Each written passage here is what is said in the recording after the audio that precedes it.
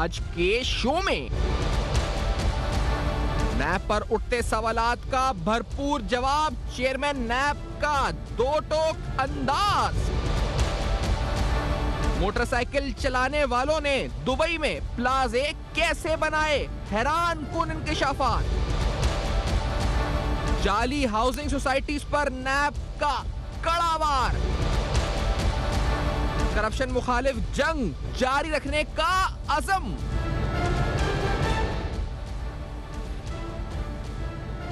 अस्सलाम वालेकुम। पस पर्दा हकायक सनसनीखेज इंकशाफात प्रोग्राम बेनकाब में हूँ आपके साथ सफ़ान खान। नाज़रीन, हमारे मुल्क में जब भी कोई किसी माफिया या करप्शन के खिलाफ कोई इकदाम करता है, कोई हाथ डालता है, उस गठजोड़ को, माफिया को बेनकाब करता है, तो उसके खिलाफ साजिशों का सिलसिला शुरू हो जाता है। अगर आप बात करें तो इस वक्त मौजूदा दौर में चेयरमैन नैब जैसे जावेद इकबाल शख्सियात में से एक हैं जो मुसलसल ऐसी माफियाज को न सिर्फ बेनकाब कर रहे हैं बल्कि उनसे लूटी हुई दौलत को रिकवर भी कर रहे हैं। ये लूटा हुआ पैसा हम सबका है, ये हमारा टैक्स पेयर मनी है जो मुख्तलिफ सूरतों में इन माफिया के कब्जे में गया, और ये या तो रियासती सरपरस्ती में या फिर सरकारी सतह पर या प्राइवेट सतह के ऊपर आवाम को लूटते रहे।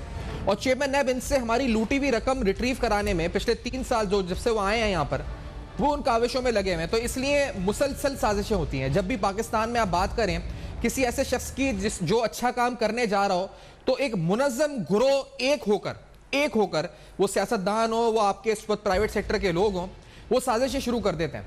तो अब चेयरमैन नैब के साथ क्या हो रहा है, ये उन्होंने खुद क्या कहा है, जो उन्होंने धमकियों का जिक्र किया, किस तरह की उन्होंने कहा मैं जब जाऊंगा तो बताऊंगा। उन्होंने खुद भी बताया कि वो किस तरह के प्रेशर्स उन्होंने फेस किए हैं इस ओहदे पर रहते हुए। लेट्स हियर दिस कि उन्होंने खुद क्या कहा है। मैं जब ये नैब का सिलसिला इंशाअल्लाह बाज़ाब्ता तरीके से ख़त्म होगा तो मैं आपको बताऊंगा कि कितनी धमकियां हैं, कितने इंसेंटिव हैं, कितना लालच है, बहुत कुछ है। अब तो एक बात जिसके लिए सिर्फ ये नहीं कहा गया कि ये कोरोना नैब ने फैलाया है, बाकी हर किस्म का इल्ज़ाम जो है वो नैब पर आया है। धमकियां, साजिशें, मुनज़्ज़म प्रोपेगेंडा, मनफी खबरें, हर तरीके से कोशिश होती है कि अगर कोई एक आदमी भी इन चोरों को पकड़ने की कोशिश करे, वो कोई भी चोर है, सियासतदान है, आपका कोई भी है, तो उसको किस तरह से गिराना है। ये लफ्ज़ गिराना है तो उसके लिए हर हथियार इस्तेमाल होता है। लेकिन सवाल आज ये कि साजिशें कौन कर रहा है वो तो है, लेकिन वो कौन है जिन पर चेयरमैन नैब ने हाथ डाला है, वो आपके सामने बेनकाब करते हैं। पहली माफिया से शुरू करते हैं जिस पे चेयरमैन नैब ने आज तकरीर में जिक्र किया है। मैं पहले शब्बर जैदी साहब का आर्टिकल आपको दिखाता हूं। कुछ दिन पहले प्रोग्राम में थे और वो कह रहे थे कि 100 से 150 अरब डॉलर पाकिस्तान से बाहर गया, और वो कहते हैं कि एक अनहोली ट्राइंगल था, यानी रियासती सरपरस्ती में due to a presumptive taxation regime, हमारे टैक्स लॉज, इनवर्ड रेमिटेंसेस पे हमने टैक्स नहीं लगाया, फिर फॉरेन करेंसी अकाउंट्स का जो इस्तेमाल हुआ, कोई 120 अरब डॉलर वो कहते हैं, अपनी किताब में लिखते हैं कि पाकिस्तान से पैसा गया। इसहाकदार साहब 200 अरब डॉलर कह चुके हैं। तो चेयरमैन नैब ने दुबई में असासे बनाने वालों के खिलाफ हाथ डाला। उन्होंने पूछा कि आपने मोटरसाइकिल चलाने से दुबई में प्लाजे तक का सफर किस तरह किया। ये चेयरमैन नैब ने इस माफिया को बेनकाब किया। क्या कहा उन्होंने बताया कि उन्होंने किस तरह इस माफिया पे हाथ डाला है। Let's hear this. चंद साल पहले तक आपके पास होंडा मोटरसाइकिल हुआ करती थी, और आज आपके दुबई में प्लाजा भी हैं और हर चीज़ आपके, ये कहाँ से आए? तो उनका कोई जवाब नहीं था माँ सिवाय इसके कि उन्होंने सोचा कि इस मुल्क से चले जाना ही बेहतर है। ये असासे कहाँ से आए?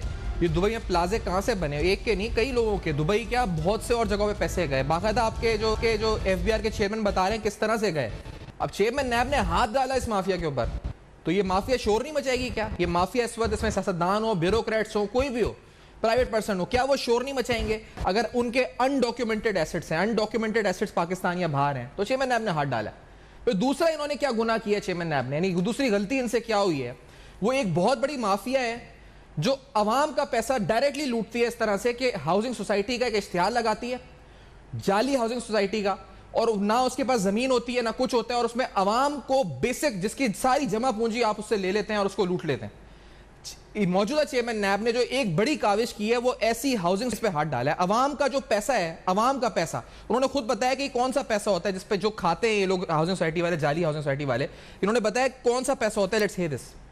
ये रुपया उन लोगों का था, उन यतीमों का था, बेवाओं का था, बेकसों का था, पेंशनर्स का था, जिनकी आंखों में यह ख्वाब था कि हमारा भी 2 कमरे का घर हो, हमारी भी बेटियां और हमारे भी बच्चे अपनी छत के नीचे रहें।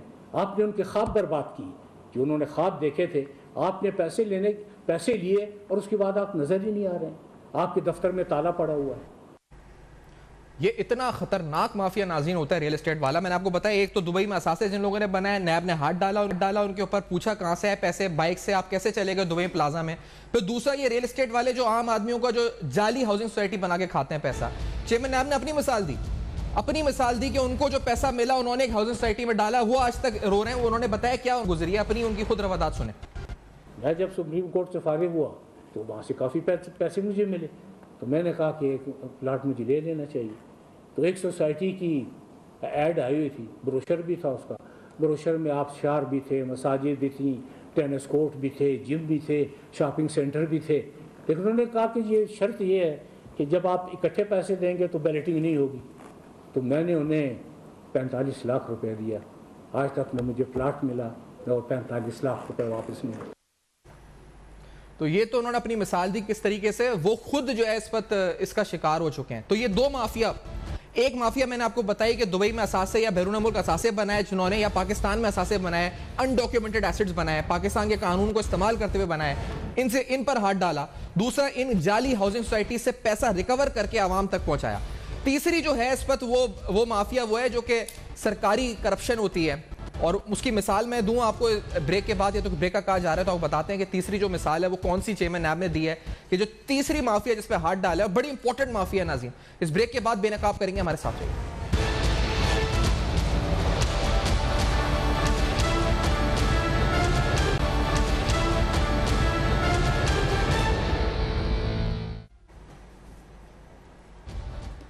वेलकम बैक, आप देख रहे हैं बेनकाब। और आज बेनकाब में आपके सामने हम वो वजूहात गिनवा रहे हैं कि जब जिन माफिया पर हाथ डाला गया चेयरमैन नैब की तरफ से, उन माफिया की तरफ से शोर हुआ, मुनज़्ज़म साजिश हुई।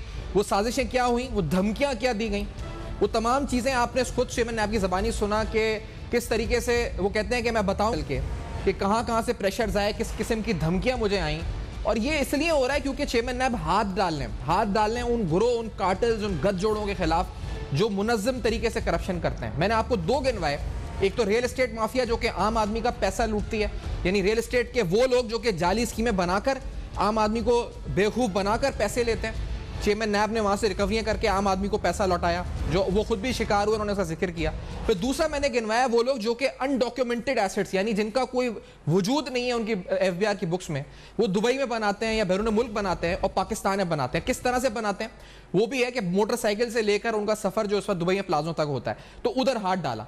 तीसरा जो हाथ चेयरमैन नैब की तरफ से डाला गया वो माफिया जो कि इस वक्त हुकूमतों में होती है, ब्यूरोक्रेसी में होती है, मिनिस्टर लेवल के ऊपर होती है, और ये अवाम के पैसों में गबन करते हैं। मिसाल उन्होंने दी है इस वक्त किस तरह की कि किस तरह गंदुम के साथ एक सूबे में मसला हुआ, उन्होंने क्या कहा था, जरा सुनते हैं।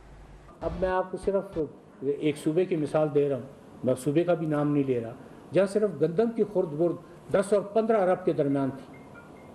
जब पूछा गया कि 10 और 15 अरब रुपए की गंदम कहाँ गई, तो उन्होंने कहा जी चूहे भी तो खा जाते हैं। तो जब वो चंद मोटे चूहों को पकड़ा गया तो 10 से 15 अरब की रकम जो है 3 महीने के अंदर वापस आ गई। 10 से 15 अरब रुपए की रकम 3 महीने वापस आ गई। गंदुम को इस पर कहा गया जी चूहे खा गए।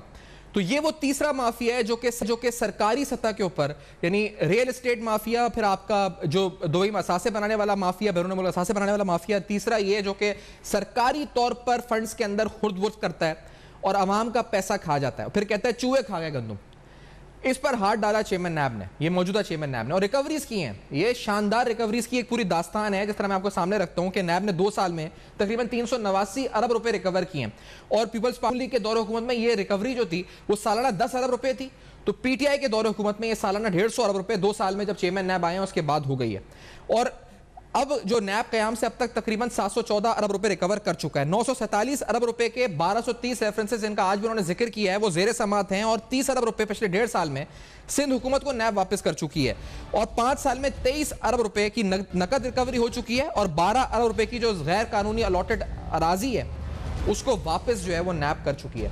अब इसमें एक और अहम पहलू है जिसकी तरफ मैं आना चाहूँगा प्रोग्राम में, वो ये जी कि एक और जो थ्योरी पेश की जाती है जो नैब के खिलाफ साजिशें करते हैं, जिसका जवाब दिया गया चेयरमैन नैब की तरफ से। आज हम आपको बता रहे हैं कि किस तरह से साजिशें हो रही हैं और क्यों हो रही हैं। तो एक थ्योरी ये दी जाती है कि इस मुल्क में मईशत और करप्शन जो है ना, ये आपको अगर मईशत चलानी है तो आपको करप्शन पे हाथ हल्का रखना पड़ेगा, आपको फ्री हैंड देना पड़ेगा। ये बड़ी अजीब लॉजिक दी जाती है कि मईशत और नैब साथ नहीं चल सकती, ये सियासतदानों की तरफ से भी दी जाती है। और ये आज से नहीं, ये जनरल शाहिद अजीज का इंटरव्यू आपको जो पब्लिश हुआ था 2009 में 8 में, उसमें 2009 दिसंबर 6 2009 को जो पब्लिश हुआ था, वहां उस वक्त के चेयरमैन नैब को उस वक्त की रिजीम ने यह कहा कि आप हाथ हौला रखें, हाथ हल्का रखें। वो इंटरव्यू का स्क्रीनशॉट भी हम आपको दिखाते हैं। नैब को कहा गया कि आप एनआरओ दे दें, आप ना जाएं बड़े पॉलिटिशियन के खिलाफ। और जो रीजन दिया गया एग्जैक्ट अल्फाज में उस पर शायद की तरफ से कहा गया कि जी आप प्रॉब्लम्स क्रिएट ना करें, इस वजह से सिस्टम डिस्टेबलाइज हो जाएगा। उन्होंने ये तक कहा कि अगर आपने करप्शन रोकी तो सियासतदान का छोड़ देंगे। क्यों छोड़ देंगे? क्योंकि अगर आप डेवलपमेंट स्कीम में कमीशन नहीं देंगे तो सियासतदान डेवलपमेंट का काम ही नहीं करेंगे, यानी रोड नहीं बनाएंगे अगर उनके बच्चों के लिए कमीशन नहीं होगा उसमें। अगर आप करप्शन रोक देंगे तो रोडें बनना रुक जाएंगी इस मुल्क में। ये अजीब किस्म की लॉजिक इस पर दी गई और ये कहा गया इनको कि आप काम करना छोड़ दें वरना मईशत रुक जाएगी, और ये अब भी कहा जा रहा है। लेकिन इसका जवाब आज भरपूर तरीके से दिया गया, मैं उस तरफ आना चाह रहा हूँ। ये बात कि बिजनेस कम्युनिटी नैब से परेशान है, आज इस बात पर बड़ी सैर हासिल और मुफस्सल गुफ्तगू जो है इस पर चेयरमैन नैब की तरफ से हुई है। मैं आपके सामने तफसीलन पहले तो आपको बताता हूँ कि ये कहते हैं ना कि बिजनेस कम्युनिटी काम नहीं कर पा रही, बिजनेस कम्युनिटी काम नहीं कर पा रही। 1230 रेफरेंसेस हैं जो मैंने अभी आपको गिनवाए हैं, इनमें से कितने फीसद रेफरेंस बिजनेस कम्युनिटी के खिलाफ हैं? ये जरा सुने, उन्होंने चेयरमैन नैब ने खुद कहा है, कितनी बड़ी बात की है कि रेफरेंसेस हैं बिजनेस कम्युनिटी के अगेंस्ट, उनमें कितने रेफरेंस जो हैं वो असल में बिजनेस कम्युनिटी के खिलाफ हैं। जरा सुनिए। इस वक्त हमारे तकरीबन 1235 रेफरेंसेस मुख्तलिफ अदालतों में पड़े हैं। प्रेसिडेंट साहब, एक बात मैं आपकी तवज्जो चाहता हूँ कि इन 1235 में से 1% भी बिजनेसमैन के अगेंस्ट नहीं बनता। मैं ये आपको दावे से कहता हूँ कि अगर ये साबित हो जाए कि हमारा कोई एक ताजिर भी नैब के किसी केस की वजह से मुल्क छोड़ के चला गया है तो मैं यहाँ से नैब के दफ्तर जाने की बजाय मैं घर चले जाऊँ। बहुत बड़ी बात की उन्होंने कहा, एक रेफरेंस 1% रेफरेंस वो कहते हैं बिजनेस कम्युनिटी के खिलाफ नहीं है। फिर वो मजीद आज उन्होंने क्या कहा है, चेयरमैन नैब ने कहा है बिजनेस कम्युनिटी को डायरेक्ट जो आईओ कॉल करते बुलाता है वो नहीं होगा, वो खुद बुलाएंगे। बड़ा ऐलान किया है इस पर। ये जो साजिशें होती हैं कि बिजनेस नहीं चल रहा, 2009 में भी ये हुई थी, अभी भी है बिजनेस नहीं चल रहा क्योंकि जी चेयरमैन नैब या नैब काम कर रहा है, बिजनेस नहीं चल रहा। तो उन्होंने क्या कहा था इस बारे में कि अब वो नहीं बुलाएंगे और कितना बड़ा ऐलान किया, लेट्स से दिस।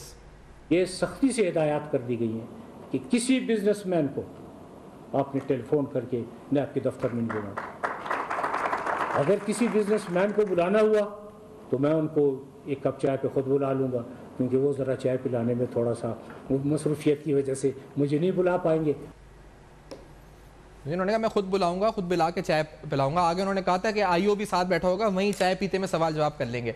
तो ये लॉजिक है जी, बिजनेस नहीं चल रहा, मईशत नहीं चल रही, सिर्फ इस वजह से कि नैब काम कर रहा है। ये बड़ी अजीब बात है। और मैं आज चेयरमैन नैब की जो मुलाकात हुई है बिजनेस कम्युनिटी, तो इस्लामाबाद चेंबर के सदर सरदार यासिर इलियास साहब भी प्रोग्राम में साथ हैं। सरदार साहब, बहुत शुक्रिया आपने वक्त दिया प्रोग्राम में। आपकी मुलाकात कैसी रही चेयरमैन नैब से, आपका कैसा इंटरेक्शन रहा सर? और ये बताएं कि जो आज अश्योरेंसेस दी गई हैं, कितना मुतमईन है बिजनेस कम्युनिटी उसके ऊपर?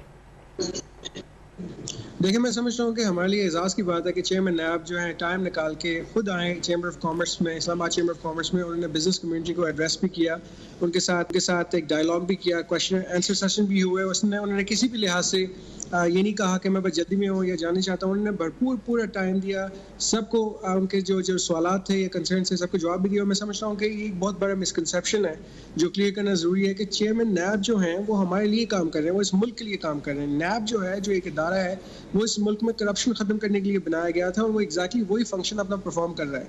लेकिन कुछ फैक्ट्स हैं जो मैं आपको बताना चाहता हूँ कि जो NAB since inception till date 700 billion rupees Pakistan का जो पैसा है वो वापस ला के पाकिस्तानी को उनके हवाले किया है, गवर्नमेंट ऑफ पाकिस्तान के हवाले किया है, जो कि करप्शन में यूज़ हो रहा था या लूटा गया था डायरेक्टली इनडायरेक्टली। मैं समझता हूँ कि आपके लिए एक बड़ी एजाज़ की बात है कि जो सार्क नेशंस है हमारी, NAB is heading eradication committee on corruption for SAARC nations. अब सार्क देखेंगे बहुत बड़ा सेटअप है हमारा। उसके अलावा देखेंगे चाइना ने आपके साथ एक MOU साइन किया है और चाइना के साथ भाई मुल्क है पाकिस्तान के साथ चाइना ने MOU साइन किया है for mitigation of corruption through NAB. तो ये मैं समझता हूँ कि it's an institution which is recognised by UN। तो this is not just one city we talk about, ये नेशन वाइड काम कर रहे हैं आपके लिए और ग्लोबली एक रिकॉग्नाइज्ड इदारा है। और मैं समझता हूँ कि बिजनेस कम्युनिटी को हमेशा उन्होंने सपोर्ट किया, वो हमारे साथ खड़े रहे हैं। और सदा से भी बताएं, क्योंकि आप जो आज उन्होंने कहा कि अगर ये जो लोग तासुर देते हैं कि नैब बुलाता है बिजनेस कम्युनिटी को या हैरेस करता है, तो उन्होंने कहा कि आप आएँ और मैं खुद आपको बुलाऊंगा, चाय पिलाएंगे साथ बैठ के, आपको कोई नैब कॉल नहीं करेगा आइयो। तो ओवरऑल आपका जो इस्लामाबाद चेंबर के लोग हैं और उन लोगों का क्या रिएक्शन था इस बात के ऊपर चेयरमैन नैब की? देखिए, हमारे जो चेयरमैन साहब हैं उनके हमेशा दरवाजे लोगों के लिए खुले रहे हैं। पहले भी लोग गए उनके पास, अभी भी वो लोगों को दावत देते हैं कि आपके जो इश्यूज़ हैं आप डायरेक्टली मेरे पास आएँ। और मैं समझता हूँ कि एक उनका बहुत अच्छा इस पर एक डिसीजन था कि आज चेंबर ऑफ कॉमर्स ने उनको रिक्वेस्ट की कि हम जो इश्यूज़ हैं बिजनेस कम्युनिटी के उनको हाईलाइट कर सकते हैं थ्रू नैब। हमारे और भी इदारों के साथ मामला हैं जो मैं समझता हूँ कि जहाँ पे मिस यूज़ ऑफ पावर्स है, मिस अप्रोप्रिएशन ऑफ पावर्स है या वहाँ पे करप्शन की जा रही है, तो हम चाह रहे थे कि नैब का एक सेटअप हम चेंबर में बनाएं।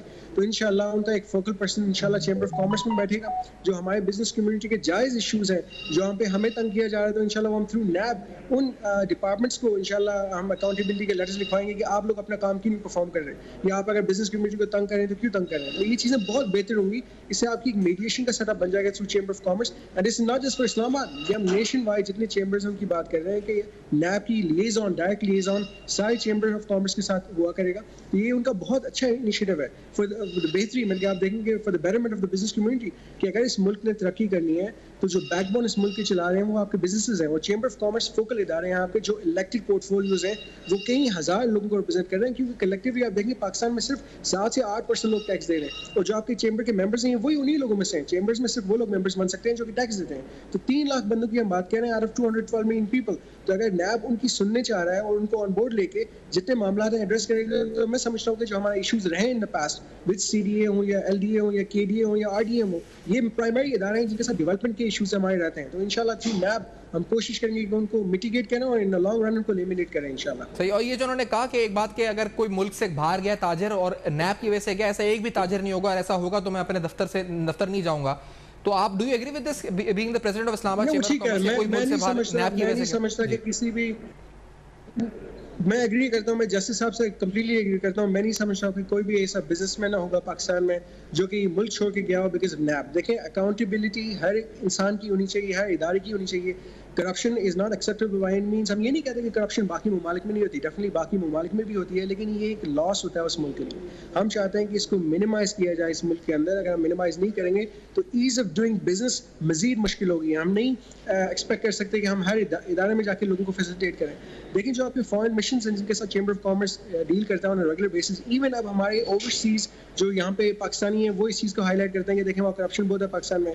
जो एम्बेसीज़ हैं उनके साथ हम डायलॉग करते हैं कि हम फॉरेन इन्वेस्टमेंट लानी चाहते हैं, यहाँ पे हम JVs करना चाहते हैं, वो भी ये सवाल पूछती हैं हमसे कि नहीं, यहाँ पे जो आपका 1 विंडो का एसेंस है वो कब आएगा, क्योंकि एक इदारे की एक इशू है, एक इदारे का अलग मैंडेट है, तीसरे का अलग है। They can not deal with multiple institutions. तो इसका मतलब है जो रेलेवेंट बॉडीज हैं, जो इंस्टीट्यूशंस हैं, वो काम नहीं कर रही, वो अपनी जॉब परफॉर्म नहीं कर रही, तो उसके ऊपर अकाउंटेबिलिटी होनी चाहिए। So this is not just for corruption, this is also for misuse of powers and even for people who are not doing the jobs. तो मैं समझता हूँ कि नैब की interactive role with chamber of commerce and with the business community बहुत बेहतरी लेके आएगा इस सेटअप के अंदर, और मैं समझता हूँ कि बिजनेस की बेहतरी और बहाली होगी इसके थ्रू। सही। और जो फिर लास्ट के पॉलिटिशियंस और जो एक मुहिम बना रहे हैं कि जैसे नैब जो है वो बिजनेस कम्युनिटी को, और एक दो और पॉलिटिशियंस हैं जो सिर्फ टारगेट इस बात पे कर रहे हैं कि जैसे सियासतदान से ज़्यादा बिजनेस कम्युनिटी तंग आ चुकी है। कोई आपके इस्लामाबाद चेंबर में है जो who is facing NAB cases right now, जो आपको बताया कि हाँ जी गलत हो रहा है हमारे साथ?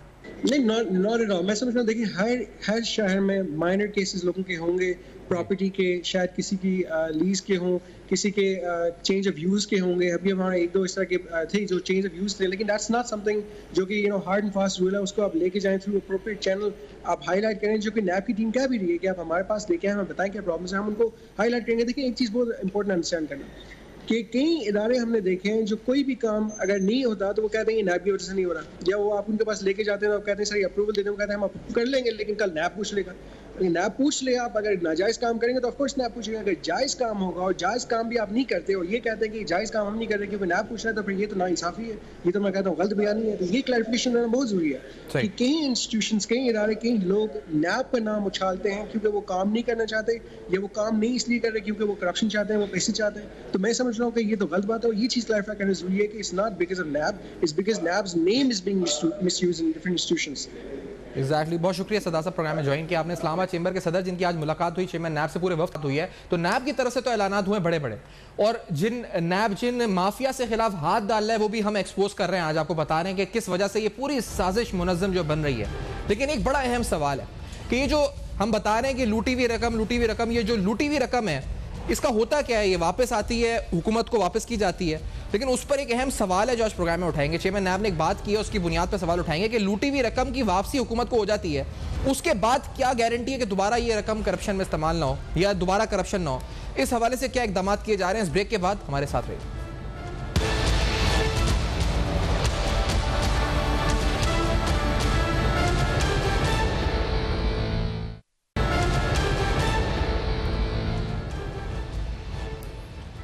वेलकम बैक, आप देख रहे हैं बेनकाब। और आज बेनकाब में आपके सामने हमने जो बिजनेस कम्युनिटी से चेयरमैन नैब की मुलाकात हुई है, इस्लामाबाद चेंबर के सदर की गुफ्तगू भी आपने सुनी, उन्होंने कहा कहीं कोई हैरेसमेंट का कोई मामला नहीं है। और चेयरमैन नैब ने वजाहत कर दी कि आइंदा कोई आईओ भी कॉल नहीं करेगा और डायरेक्ट इंटरेक्शन कहते हैं चेयरमैन नैब के हमारे साथ रख दें। फोकल पॉइंट की खबर भी आपने सुन ली है इस प्रोग्राम के थ्रू कि एक फोकल पॉइंट जो है वो होगा, फोकल पर्सन जो बिजनेस कम्युनिटी और नैब के दरमियान लाइजन का किरदार अदा करेगा। This is also very big news. इसी तरह से आज रिकवरीज के बारे में जब चेयरमैन नैब ने गुफ्तगू करी, फिगर तो मैं दे चुका हूं, लेकिन सुन लेते हैं कि उन्होंने जो रिकवरी वसूलियों का बात की है कितनी हुई है। लेट्स हियर दिस के क्या कहा था। मैं 3 साल का हवाला दे रहा हूँ। जब मैं था 487 अरब रुपया रिकवर किया हमने। देखें, ये 487 अरब रुपया रिकवर करना, वो भी जो कि डकैती की नज़र हो चुका हो, ये इतना आसान काम नहीं है। अच्छा, अब ये जब रिकवर हो जाती है अमाउंट, तो हमारे जहन में सवाल ये है कि ये पैसा जब वापस होता है हुकूमत को, तो उसके बाद क्या होता है? अभी हमने आपको एक फहरिस्त दिखाई थी जो सिंध हाईकोर्ट में पेश हुई थी, जिसमें बताया गया था कि 5 ऐसे जो वीआर यानी यही रकम जो लूटी हुई थी वापस की थी इन्होंने, और उसके बावजूद ओहदों पर बराजमान थे, बड़े बड़े नाम शामिल थे, इसमें इरिगेशन डिपार्टमेंट के सरदार शाह साहब का भी नाम शामिल था। अब सवाल ये कि आज चेयरमैन नैब ने इन्हीं वॉलंटरी रिटर्न, या फिर आप कहते हैं जी कि ये जो वॉलंटरी रिटर्न तो नहीं, प्ली बार्गेन जो रजाकाराना तौर पे वापस हो रही है रकम, जो प्ली बार्गेन हो रही है, इसकी रिकवरी के बाद क्या होना चाहिए, इस पर कुछ रोशनी डाली थी चेयरमैन नैब ने। मैं आपको पहले बताता हूँ क्या कहा था उन्होंने, फिर हम इससे बात करते हैं।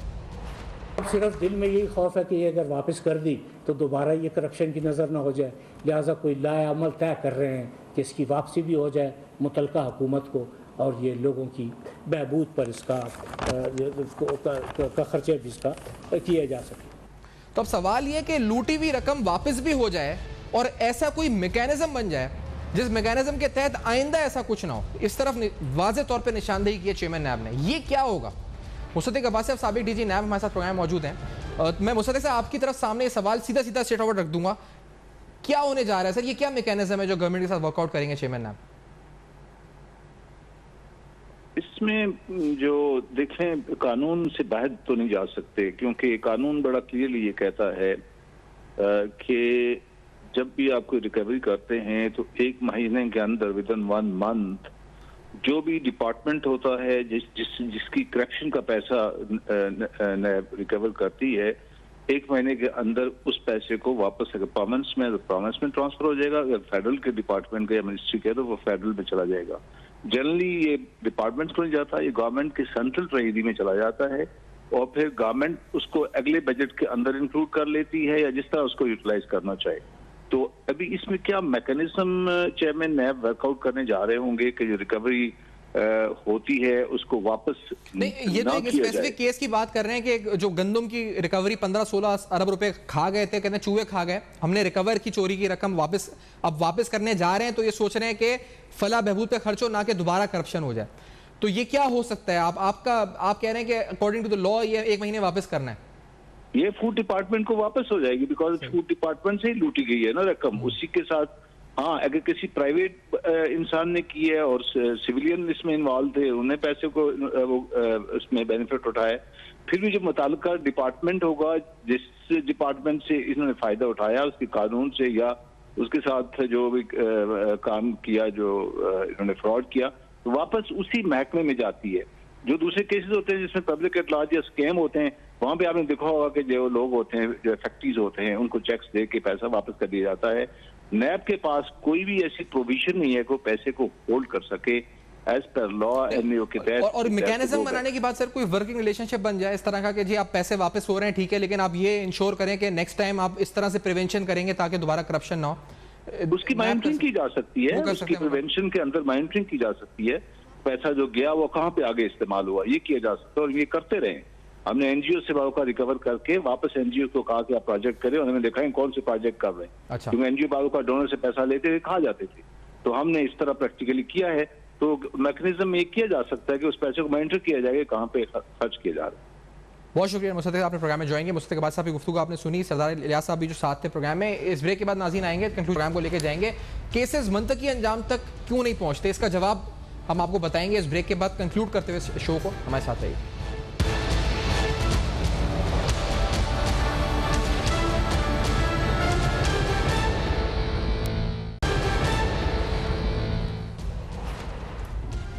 वेलकम बैक, आप देख रहे हैं बेनकाब। तफसीलन सारे उठते हुए सवालों का जवाब जो इस वक्त आज आपको प्रोग्राम के जरिए मिला है, ये मिला है जो नैब के खिलाफ उठ रहे हैं। जब भी कोई शख्स माफिया के खिलाफ हाथ डालता है उसके खिलाफ साजिश होती हैं। जिन माफिया के खिलाफ हाथ डाला गया है उनको बेनकाब किया है। आज जो अहम ऐलानात बिजनेस कम्युनिटी के लिए हुए हैं वो तमाम आपके सामने रखे। आखिरी बात के जो केसेस हैं नैब के, जो रेफरेंसेस जेर समात हैं, वो तेजी से आगे क्यों नहीं बढ़ते, ये भी वर्कशिप की बात है। और हम उम्मीद करते हैं इंशाल्लाह ये भी मामला जल्द हल हो जाएगा। Honourable supreme court, honourable high court भी इस मामले पर लेंगे, मामले को देखेंगे। चेयरमैन नैब ने क्या कहा था इस बारे में, जरा सा आपको टुकड़ा सुनवाते हैं। मुकदमात लॉजिकल एंड पे क्यों नहीं पहुंच रहे? गुजारिश ये है कि 1235 नैब के रेफरेंसेस हैं और वर्किंग जजेस की तादाद कभी भी 25 या 30 से ज़्यादा नहीं रही है। तो ये बड़ा मसला इस वक्त है और हम उम्मीद करते हैं कि ये भी एक बेहतर वर्किंग रिलेशनशिप के बाद इस मामले को भी एड्रेस कर दिया जाएगा। आगे चेयरमैन नैब ने भी कहा है, हवाला दिया है कि इस सिलसिले में काम हो रहा है। तो वी होप सो कि ये बात भी हो जाए तो फिर ये तनकीद के मंतकी अंजाम तक केसेस नहीं पहुंचते जी नैब के, ये मामला भी इस पर जो है ख़त्म हो। आपके फीडबैक का हमें इंतजार रहेगा। हमारा फेसबुक, ईमेल और ट्विटर जो आपके सामने फ्लैश कर रहा है, देखते रहेगा। अब तक अपना बहुत ख्याल रखिएगा।